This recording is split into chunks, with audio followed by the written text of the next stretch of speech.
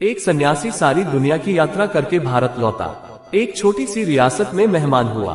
उस रियासत के राजा को जब पता चला तो वो उनसे भेंट करने गए और बोले, हे महात्मा, एक प्रश्न 20 वर्षों से निरंतर पूछ रहा हूँ, कभी खुद से तो कभी दूसरों से, लेकिन अब तक कोई संतुष्ट कर देने वाला उत्तर नहीं मिला। क्या आप मुझे उत्तर देंगे? महात्मा ने कहा, निश्चित रूप से दूंगा राजन, आप पूछिए तो सही, क्या पूछना है? आज आप खाली हाथ नहीं लौटेंगे।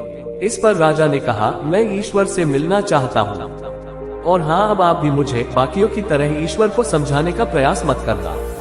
मैं बस अब सीधा ईश्वर से मिलना चाहता हूँ। सन्यासी ने कहा, अभी मिलना चाहते हो या थोड़ी देर कहा कर? माफ करिए महात्मन, शायद आप भूल कर रहे हैं, मैं परमपिता परमात्मा से मिलवाने की बात कर रहा हूँ, ना कि किसी ईश्वर नाम के व्यक्ति विशेष से।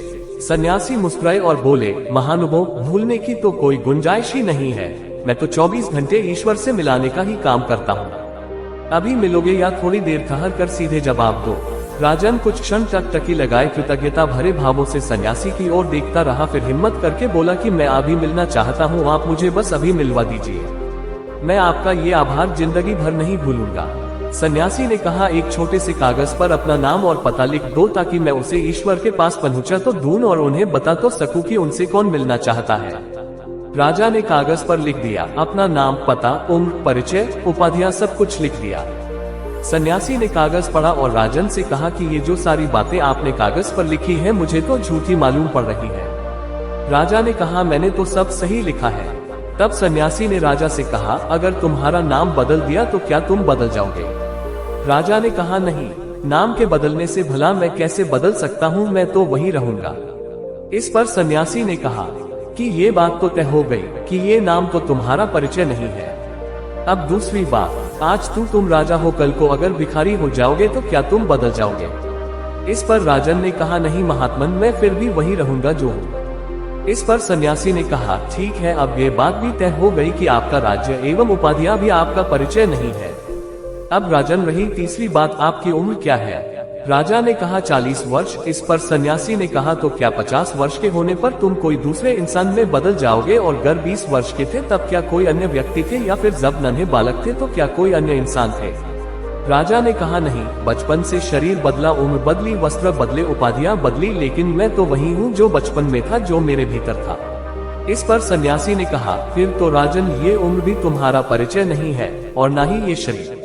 फिर तुम हो कौन राजन? जो तुम हो उसे लिख दो, तभी तो मैं पहुंचाऊंगा भगवान के पास, वरना भगवान मुझे कहेंगे कि तुम झूठे हो, जो झूठे लोगों का पता लेकर आ रहे हो। राजा को कुछ समझ नहीं आ रहा था कि क्या बोले। राजा कुछ देर मौन खड़ा रहा। कुछ देर बाद राजा बोला, हे महात्मन, ये तो बहुत बड़ी कठिनाई की बात है। मैं तो इन्हीं सब बातों को ही अपना परिचय मानता हूँ।